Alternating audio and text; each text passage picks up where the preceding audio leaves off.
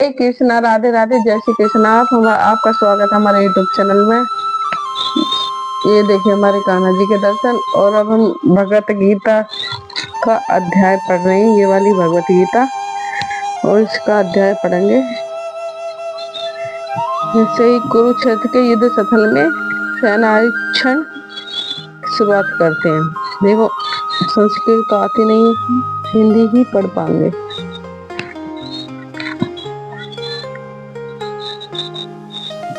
ठीक है। धृतराष्ट्र उवाच धर्मक्षेत्र कुरुक्षेत्र समवेता युत्सव माका पांडवा त्वे किम कुंडस्ता संजय। धृतराज ने कहा, हे संजय, धर्म भूमि के कुरुक्षेत्र में युद्ध की इच्छा से एकत्र हुए मेरे तथा पांडवों के पुत्रों का क्या है। तात्पर्य, भगवत गीता एक बुद्धिपृष्ठ आस्तिक विज्ञान है जो गीता महात्म्य में सार में दिया हुआ है। इसमें यह उल्लेख है कि मनुष्य को चाहिए कि यह श्री कृष्ण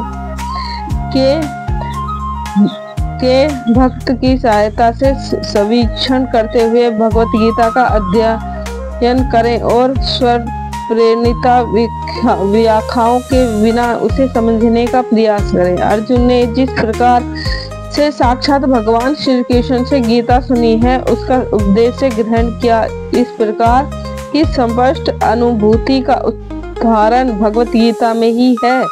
यदि उसी गुरु परंपरा से निजी स्वार्थ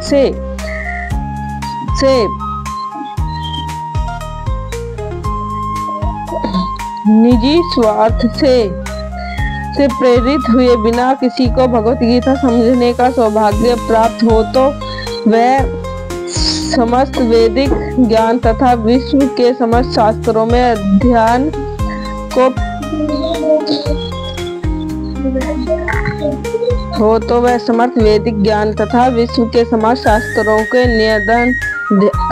अध्ययन को पीछे छोड़ देता है। पाठक को भगवत गीता में न केवल अन्य शास्त्रों की सारी बातें मिलेंगी अपितु जैसे बातें भी मिलेंगी जो अन्यत्र कहीं उपलब्ध नहीं है। यही गीता का विशेष मानदंड है। स्वयं भगवान श्री कृष्ण द्वारा साक्षात उच्चरित होने के कारण वह पूर्ण आस्तिक विज्ञान है। महाभारत में विनीत धृतराष्ट्र तथा संजय की बताई है इस महान दर्शन के मूल में सिद्धांत का कार्य करती है। माना जाता है कि इस दर्शन की प्रस्तुति कुरुक्षेत्र में युद्ध स्थल में हुई, जो वैदिक युग में से पवित्र तीर्थ स्थल रहा है। उसका प्रवचन भगवान द्वारा मानव जाति के पथ प्रदर्शन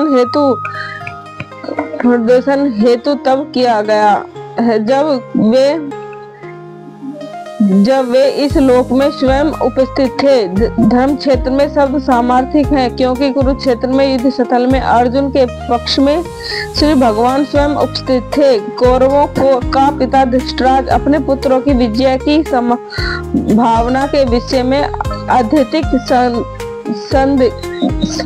संदेह तथा अतः इसी संदेह के कारण उसने अपने सचिव से पूछ, उन्होंने कहा, क्या वह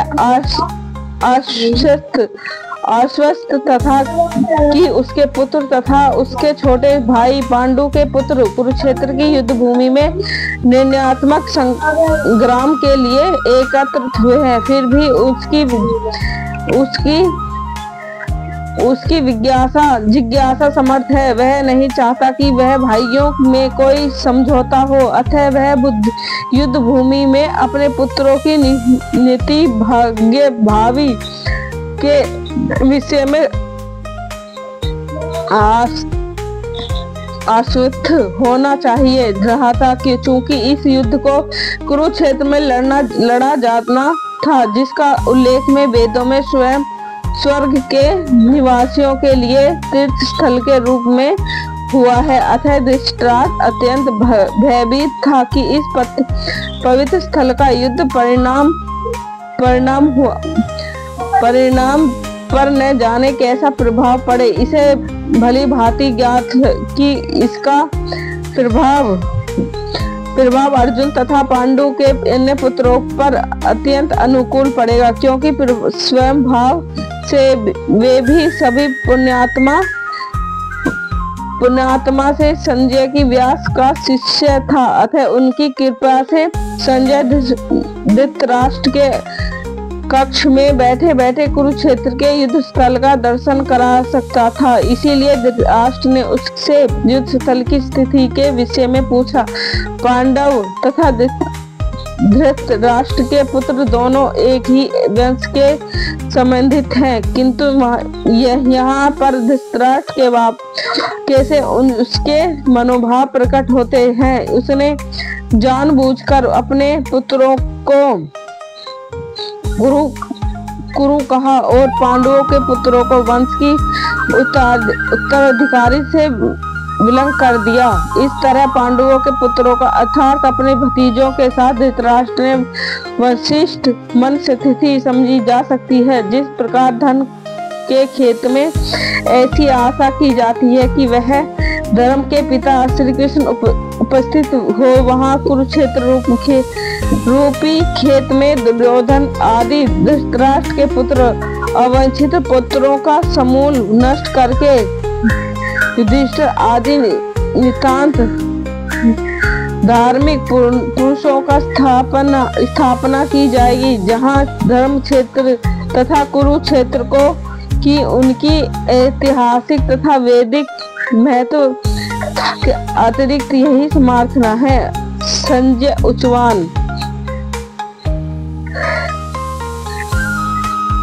बोलो श्री हरि विष्णु भगवान की जय। बोलो श्री बिहारी लाल की जय हो। भगवत गीता की जय जय हो।